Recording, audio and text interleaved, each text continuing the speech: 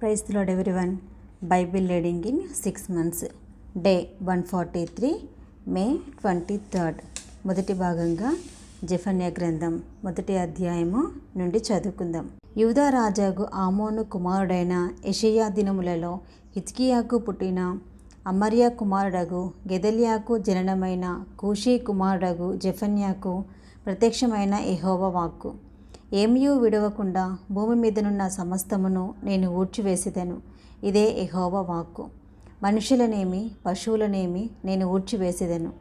ఆకాశ పక్షులనేమి సముద్ర మత్స్యములనేమి దుర్జనులనేమి వారు చేసిన అపవాదములనేమి నేను ఊడ్చివేసేదను. భూమి మీద ఎవరనూ లేకుండా మనుష్య జాతిని నిర్మూలం చేసేదను. ఇదే యెహోవా వాక్కు. నా హస్తమును యూదావారి మీదను యెరూషలేము నివాసులందరి మీదను చాపి బయలుదేవత యొక్క భక్తులలో శేషించిన వారిని, దానికి ప్రతిష్ఠితులగు వారిని, దాని అర్చకులను నిర్మూలం చేసేదను. మిద్దెల మీద ఎక్కి ఆకాశ సమూహములకు మొక్కువారిని యెహోవా పేరును బట్టియు బయలుదేవత తమకు రాజను దాని నామమును బట్టియు మొక్కి ప్రమాణం చేయువారిని నేను నిర్మూలం చేసేదను.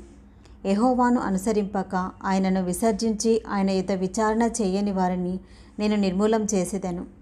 ప్రభువైన యెహోవా దినము సమీపమాయెను. ఆయన బలి ఒకటి సిద్ధపరిచి ఉన్నాడు. తాను పిలిచిన వారిని ఆయన ప్రతిష్ఠించి ఉన్నాడు. యెహోవా సన్నిధిని మౌనంగా ఉండుడి. యెహోవా ఏర్పరిచిన బలిదినమందు అధిపతులను రాజకుమారులను అన్య దేశస్థుల వలె వస్త్రములు వేసుకొని వారినందరినీ నేను శిక్షింతును. మరియు ఇండ్ల గడపలు దాటివచ్చి యజమానుని ఇంటిని మోసముతోనూ బలాత్కారంతోనూ నింపు వారిని ఆ దినమందు నేను శిక్షింతును. ఆ దినమందు మత్స్యపు గుమ్మంలో రోదన శబ్దమును, పట్టణపు దిగువ భాగమున అంగళారపును వినబడను. కొండల దిక్కు నుండి గొప్ప నాశనము వచ్చును. ఇదే యెహోవా వాక్కు. కనానీయులందరూ నాశనమైరి. ద్రవ్యము సమకూర్చుకొనిన వారందరూ నిర్మూలం చేయబడిరి. కనుక మక్తేషు లోయ నివాసులారా అంగలార్చుడి. ఆ కాలంలో నేను దీపములు పట్టుకొని యెరూషలేమును పరిశోధింతును. మడ్డి మీద నిలిచిన ద్రాక్షారసము వంటి వారై యెహోవా మేలైనను కీడైనను చేయువాడు కాడని మనసులో అనుకొని వారిని శిక్షింతును. వారి ఆస్తి దోపుడు సొమ్మగును. వారి ఇండ్లు పాడగును. వారి ఇండ్లు కట్టుదురు కానీ వాటిలో కాపురముండరు. ద్రాక్ష తోటలు నాటుదురు కానీ వాటి రసమును పానం చేయరు. యెహోవా మహాదినము సమీపమాయెను. యెహోవా దినము సమీపమై అతి శీఘ్రముగా వచ్చుచున్నది. ఆలకించుడి. యెహోవా దినము వచ్చుచున్నది. పరాక్రమశాలులు మహారోదనము చేయుదురు. ఆ దినము ఉగ్రత దినము, శ్రమయు ఉపద్రవమును మహానాశనమును కమ్ము దినము, అంధకారమును గాఢంధకారమును కమ్ము దినము, మేఘములను గాఢంధకారమును కమ్ము దినము. ఆ దినమున ప్రాకారములు గల పట్టణముల దగ్గరను ఎత్తైన గోపురముల దగ్గరను యుద్ధ ఘోషణయు బాకానాదమును వినబడును. జనులు యెహోవా దృష్టికి పాపం చేసిరి కనుక నేను వారి మీదికి ఉపద్రవము రప్పింపబోచున్నాను. వారు గ్రుడ్డివారి వలె నడిచెదరు. వారి రక్తము దుమ్ము వలె కారును. వారి మాంసము పెంట వలె పారవేయబడును. యెహోవా ఉగ్రత దినమున తమ వెండి బంగారములు వారిని తప్పింపలేకపోవును. రోషాగ్ని చేత భూమి అంతయు దహింపబడును. హఠాత్తుగా ఆయన భూనివాసులందరినీ సర్వనాశనము చేయబోచున్నాడు. జెఫన్యా గ్రంథం 2వ అధ్యాయము. సిగ్గుమాలిన జనులారా కూడి రండి. పొట్టు గాలికి ఎగురినట్లు సమయము గతించుచున్నది. విధి నిర్ణయము కాకమునిపే, యెహోవా కోపాగ్ని మీ మీదికి రాకమునిపే, మిమ్మును శిక్షించుటకై యెహోవా ఉగ్రత దినము రాకమునిపే కూడిరండి. దేశంలో సాత్వికులై ఆయన న్యాయ విధులను అనుసరించు సమస్త దీనులారా యెహోవాను వెదుకుడి. మీరు వెదకి వినయము గలవారే నీతిని అనుసరించినెడల ఒకవేళ ఆయన ఉగ్రత దినమున మీరు దాచబడుదురు. గాజా పట్టణము నిర్జనమగును. అష్కెలోను పాడైపోవును. మధ్యాహ్న కాలమందు అష్డోదు వారు బయటికి పారదోలేయబడుదురు. ఎక్రోను పట్టణము దున్నబడును. సముద్ర ప్రాంతమందు నివసించు కెరేతీయులారా మీకు శ్రమ. ఫిలిస్తీన్ల దేశమైన కనాను నిన్ను గూర్చి యెహోవా సెలవిచ్చినది ఏమనగా, నీ యందు ఒక కాపురస్తుడైనను లేకుండా నేను నిన్ను లయం చేతును. సముద్ర ప్రాంతము గొర్రెల కాపరులు దిగు మేతస్థలమగును. మందలకు దొడ్లు అచ్చట నుండును. తమ దేవుడైన యెహోవా యూదా వారిని కటాక్షించి వారిని చెరలో నుండి రప్పించగా అచ్చట వారిలో శేషించిన వారికి ఒక స్థలముండును. వారి అచ్చట తమ మందలను మేపుదురు. అస్తమయమున వారు అష్కెలోను ఇండ్లలో పండుకొందురు. మోయాబు వారు చేసిన నిందయు అమ్మోను వారు పలికిన దూషణ మాటలను నాకు వినబడెను. వారు నా జనుల సరిహద్దులలో ప్రవేశించి అతిశయపడి వారిని దూషించితిరి. నా జీవం తోడు మోయాబు దేశము సొదొమ పట్టణము వలె, అమ్మోను దేశము గొమొర్రా పట్టణం వలె అగును. అవి ముండ్ల చెట్టులకును ఉప్పు గోతులకును స్థానమై నిత్యము పాడుగా ఉండును. నా జనులలో శేషించువారు ఆ దేశంలను దోచుకుందురు.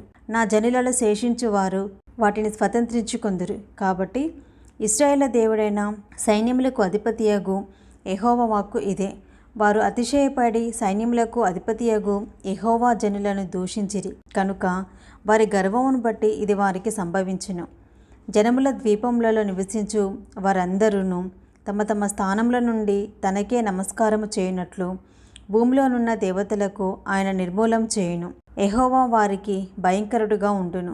కూషీయులారా, మీరును నా ఖడ్గం చేత హతులవుదురు. ఆయన ఉత్తర దేశము మీద తన హస్తమును చాపి అషూరు దేశమును నాశనం చేయును. నినెవే పట్టణమును పాడు చేసి దానిని ఆరిపోయిన ఎడారి వలె చేయును. దానిలో పశులు మందలు పండుకొనును. సకల జాతి జంతువులను గుంపులుగా కూడును. గూడబాతులను తుంబోళ్ళును వారి ద్వారముల పైకమ్ముల మీద నిలుచును. పక్షుల శబ్దములను కిటికీలలో వినబడును. గడపల మీద నాశనము కనిపించును. వారు చేసుకున్న దేవదారు కర్రపని అంతటిని యెహోవా నాశనం చేయును.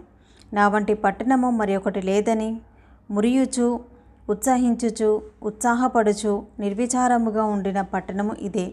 అది పాడైపోయినే, మృగములు పండుకొను స్థలమాయనే అని దాని మార్గమున పోవు వారందరూ చెప్పుకొనుచు ఈసడించుచు పోపొమ్మని చేసాయిగా చేయుదురు. జెఫన్యా గ్రంథం 3వ అధ్యాయము. ముష్కరమైనదియు భ్రష్టమైనదియు అన్యాయం చేయనదియునగు పట్టణమునకు శ్రమ. అది దేవుని మాట ఆలకించదు, శిక్షకు లోబడదు, యెహోవా యందు విశ్వాసం ఉంచదు. దాని దేవుని యొద్దకు రాదు. దాని మధ్య దాని అధిపతులు గర్జన చేయు సింహములు. దాని న్యాయాధిపతులు రాత్రి యందు తిరుగులాడుచు తెల్లవారు వరకు ఎరలో ఏమీయూ మిగలకుండా భక్షించు తోడేళ్ళు. దాని ప్రవక్తలు గంపాలు కొట్టువారు, విశ్వాసఘాతకులు. దాని యాజకులు ధర్మశాస్త్రమును నిరాకరించి ప్రతిష్ఠిత వస్తువులను అపవిత్రపరుతురు. అయితే న్యాయం తీర్చి యెహోవా దాని మధ్యనున్నాడు. ఆయన అక్రమం చేయవాడు కాడు. అనుదినము తప్పకుండా ఆయన న్యాయవిధులను బయలుపరచును.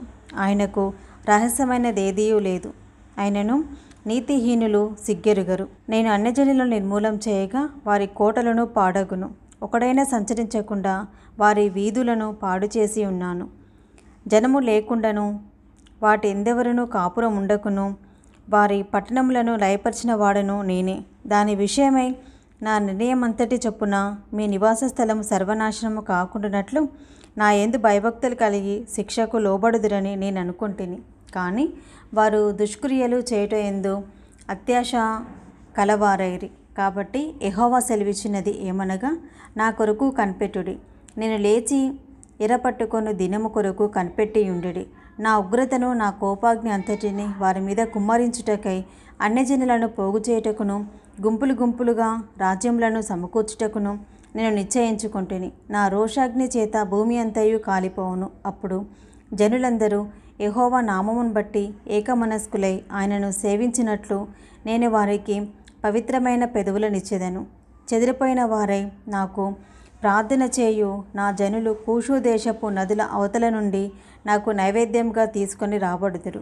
ఆ దినమున నీ గర్వమును బట్టి సంతోషించు వారిని నీలో నుండి నేను వెళ్ళగొట్టుదును. కనుక నా పరిశుద్ధమైన కొండ యందు నీవిక గర్వం చూపవు. నా మీద తిరుగబడి నీవు చేసిన క్రియల విషయమై నీకు సిగ్గు కలగదు. దుఃఖితులకు దీనులను యెహోవా నామము నాశ్రయించు నా జన శేషముగా నీ మధ్య ఉండనిత్తును. ఇశ్రాయేలులో మిగిలిన వారు పాపం చేయరు, అబద్ధమాడరు, కపటములాడు నాలుక వారి నోట ఉండదు. వారు ఎవరి భయం లేకుండా విశ్రాంతి గల వారై అన్నపానములు పుచ్చుకొందురు. సియోను నివాసులారా ఉత్సాహధ్వని చేయుడి. ఇశ్రాయేలులారా జయధ్వని చేయుడి. యెరూషలేము నివాసులారా పూర్ణ హృదయంతో సంతోషించి గంతులు వేయుడి. తాను మీకు విధించిన శిక్షను యెహోవా కొట్టివేసి ఉన్నాడు. మీ శత్రువులను ఆయన వెళ్ళగొట్టి ఉన్నాడు. ఇశ్రాయేలుకు రాజైన యెహోవా మీ మధ్య ఉన్నాడు. ఇక మీదట మీకు అపాయం సంభవింపదు. ఆ దినమున జనులు మీతో ఇట్లాగందురు, యెరూషలేము భయపడకుము, సియోను ధైర్యం తెచ్చుకొనుము. నీ దేవుడైన యెహోవా నీ మధ్య ఉన్నాడు. ఆయన శక్తిమంతుడు. ఆయన మిమ్మల్ని రక్షించును. ఆయన బహు ఆనందంతో నీ యందు సంతోషించును. నీ యందు తనకున్న ప్రేమను బట్టి శాంతము వహించి నీ అందరి సంతోషం చేత ఆయన హర్షించును. నీ నియామక కాలపు పండుగలకు రాలేక చింతపడు నీ సంబంధులను నేను సమకూర్చెదను. వారు గొప్ప అవమానము పొందినవారు. ఆ కాలమున నిన్ను హింసపెట్టి వారినందరినీ నేను శిక్షింతును. కుంటుచూ నడుచు వారిని నేను రక్షింతును. చెదరగొట్టబడిన వారిని సమకూర్చుదును. ఏ ఏ దేశంలో వారు అవమానం నొందిరో అక్కడ నేను వారికి ఖ్యాతిని మంచి పేరును కలుగజేతును. ఆ కాలంలో మీరు చూచుచుండగా నేను మిమ్మల్ని చెరలో నుండి రప్పించి మిమ్మల్ని సమకూర్చిన తర్వాత మిమ్మల్ని నడిపింతును. నిజముగా భూమి మీదనున్న జనులందరి దృష్టికి నేను మీకు ఖ్యాతిని మంచి పేరును తెప్పింతును. ఇదే యెహోవా వాక్కు. హగ్గై గ్రంథం కూడా కంటిన్యూషన్ చదువుకుందాం. హగ్గై గ్రంథం 1వ అధ్యాయము. రాజైన దర్యావేషు ఏలుబడి యందు 2వ సంవత్సరము 6వ నెల 1వ దినమున ప్రవక్తయగు హగ్గాయి ద్వారా యూదా దేశం మీద అధికారియు షయల్తీయేలు కుమారుడనైన జెరుబ్బాబెలుకును ప్రధాన యాజకుడును యెహోజాదాకు కుమారుడునైన యెహోషువకును యెహోవాకు ప్రత్యక్షమై ఇలాగూ సెలవిచ్చెను. సైన్యములకు అధిపతియగు యెహోవా ఆజ్ఞ ఇచ్చినదేమనగా, సమయం ఇంకా రాలేదు, యెహోవా మందిరమును కట్టించుటకు సమయం ఇంకా రాలేదని ఈ జనులు చెప్పుచున్నారే.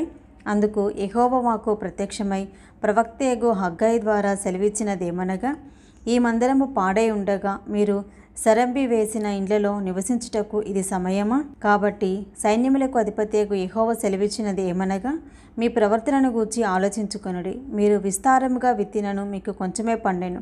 మీరు భోజనం చేయుచునను ఆకలి తీరక ఉన్నది, పానం చేయుచునను దాహం తీరక ఉన్నది, బట్టలు కప్పుకొనుచునను చలి ఆగకున్నది. పనివారు కష్టం చేసి జీతం సంపాదించుకొనినను జీతము చినిగిపోయిన సంచులో వేసినట్టుగా ఉంది.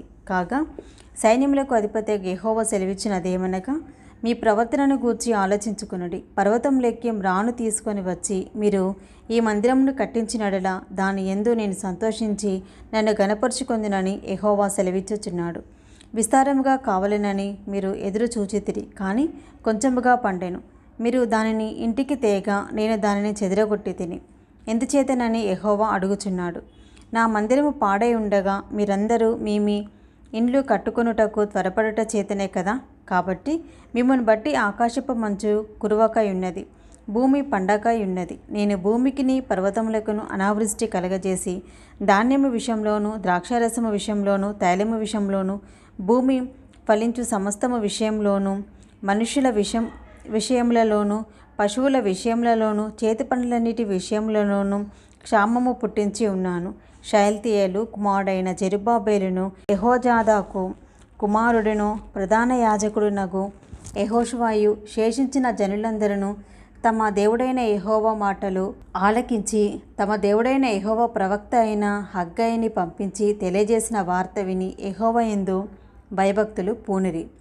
అప్పుడు యెహోవా దూతైన హగ్గాయి యెహోవా తెలియజేసిన వార్తను బట్టి జనులకు ప్రకటించినది ఏమనగా, నేను మీకు తోడుగా ఉన్నాను. ఇదే యెహోవా వాక్. యెహోవా యూదా దేశపు అధికారియగు షయల్తీయేలు కుమారుడైన జెరుబ్బాబెలు యొక్క మనసును ప్రధాన యాజకుడగు యెహోజాదాకు కుమారుడైన యెహోషువ మనసును శేషించిన జనులందరి మనసును ప్రేరేపింపగా వారు కూడి వచ్చి రాజైన దర్యావేషు యొక్క ఏలుబడి యందు 2వ సంవత్సరము 6వ నెల 24వ దినమున సైన్యములకు అధిపతియగు తమ దేవుని మందిరపు పని చేయ మొదలుపెట్టిరి. హగ్గై గ్రంథం 2వ అధ్యాయము. 7వ నెల 21వ దినమున యెహోవా వాక్కు ప్రవక్తయగు హగ్గాయికి ప్రత్యక్షమై సెలవిచ్చినది ఏమనగా, నీవు యూదా దేశపు అధికారియగు షయల్తీయేలు కుమారుడైన జెరుబ్బాబెలుతోనూ ప్రధాన యాజకుడగు యెహోజాదాకు కుమారుడైన యెహోషువతోనూ శేషించిన జనులందరితోనూ ఇట్లనము. పూర్వకాలమున ఈ మందిరమునకు కలిగిన మహిమను చూచిన వారు మీలో ఉన్నారు కదా. అట్టి వారికి ఇది ఎట్టిదిగా కనబడుచున్నది, దానితో ఇది ఎందునను పోలినది కాదని తోచుచున్నది కదా. అయినను యెహోవా ఆజ్ఞ ఇచ్చినదేమనగా, జెరుబ్బాబెలు ధైర్యము తెచ్చుకొమ్ము. ప్రధాన యాజకుడగు యెహోజాదాకు కుమారుడవైన యెహోషువ ధైర్యం తెచ్చుకొమ్ము. దేశంలోనున్న సమస్త జనులారా ధైర్యం తెచ్చుకొని పని జరిగించుడి. నేను మీకు తోడుగా ఉన్నాను. ఇదే సైన్యములకు అధిపతియగు యెహోవా వాక్కు. మీరు ఐగుప్తు దేశంలో నుండి వచ్చినప్పుడు నేను మీతో చేసిన నిబంధన జ్ఞాపకం చేసుకునుడి. నా ఆత్మ మీ మధ్యన ఉన్నది కనుక భయపడుకుడి. మరియు సైన్యములకు అధిపతియగు యెహోవా సెలవిచ్చినది ఏమనగా, ఇంకా కొంతకాలము ఇంకొక మారు ఆకాశమును, భూమిని, సముద్రమును, నేలను నేను కంపింపచేతును. నేను అన్యజనులందరినీ కదిలింపగా అన్యజనులందరి యొక్క ఇష్ట వస్తువులు తేబడును. నేను మీ మందిరమును మహిమతో నింపుదును. ఇదే సైన్యములకు అధిపతియగు యెహోవా వాక్కు. వెండి నాది, బంగారు నాది. ఇదే సైన్యములకు అధిపతియగు యెహోవా వాక్కు. ఈ కడవరి మందిరం యొక్క మహిమ మునుపటి మందిరం యొక్క మహిమను మించునని సైన్యములకు అధిపతియగు యెహోవా సెలవిచ్చుచున్నాడు. ఈ స్థలమందు నేను సమాధానం నిలుపును అనుగ్రహించెదను. ఇదే సైన్యములకు అధిపతియగు యెహోవా వాక్కు. మరియు దర్యావేషు ఏలుబడి యందు 2వ సంవత్సరము 9వ నెల 24వ దినమున యెహోవా వాక్కు ప్రవక్తయగు హగ్గయికి ప్రత్యక్షమై సెలవిచ్చినది ఏమనగా, సైన్యములకు అధిపతియగు యెహోవా ఈలాగున ఆజ్ఞ ఇచ్చుచున్నాడు. యాజకుల యొద్ద ధర్మశాస్త్ర విచారణ చేయుము. ఒకడు ప్రతిష్ఠితమైన మాంసమును తన వస్త్రపు చెంగును కట్టుకొని, నేను చెంగుతో రొట్టెనైనను, వంటకమునైనను, ద్రాక్షారసమునైనను, తైలమునైనను, మరి ఏ విధమగు భోజన పదార్థమునైనను ముట్టినడెలా ఆ ముట్టినది ప్రతిష్ఠితమగునా అని యాజకులను అడుగగా వారు కాదనిరి. శవమును ముట్టుట వలన ఒకడు అంటుపడి అటు వాటిలో దేనినైనను ముట్టినడెలా తాను ముట్టినది అపవిత్రమగునని హగ్గాయి మరలా నడుగగా యాజకులు అది అపవిత్రమగుననిరి. అప్పుడు హగ్గాయి వారికి ఇలాగూ ప్రత్యుత్తరమిచ్చెను, ఈ ప్రజలను, ఈ జనులను నా దృష్టికి అలాగునే ఉన్నారు. వారు చేయు క్రియలన్నీయు వారచ్చట అర్పించినవన్నీయు నా దృష్టికి అపవిత్రములు. ఇదే యెహోవా వాక్కు. ఈ రాతి మీద రాయి ఉంచి యెహోవా మందిరము కట్టనారంభించినది మొదలుకొని ఆ వెనుక మీకు సంభవించిన దానిని ఆలోచన చేసుకొనుడి. నాట నుండి ఒకడు 20 కుప్పల కంకులు వేయగా 10 కుప్పలంత ధాన్యమే తేలుచున్నది. తీసుకొనవలెనని 50 కొలత తొట్టి యొద్దకు ఒకడు రాగా 20 కొలలు మాత్రమే దొరుకును. తెగులతోనూ, కాటుకతోనూ, వడగండ్లతోనూ మీ కష్టార్జితమంతటిని నేను నాశనం చేసి ఉన్నాను. అయినను మీలో ఒకడునూ తిరిగి నా యొద్దకు రాలేదు. ఇదే యెహోవా వాక్కు. మీరు ఆలోచించుకొనుడి.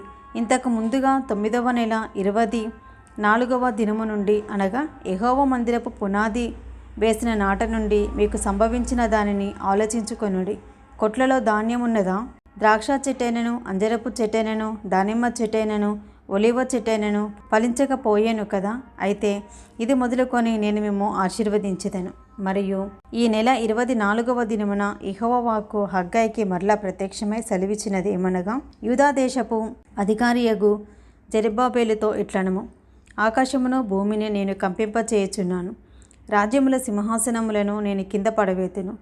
అన్యజనుల రాజ్యములకు కలిగిన బలమును నాశనం చేతును. రథములను వాటిని ఎక్కిన వారిని క్రింద పడవేతును.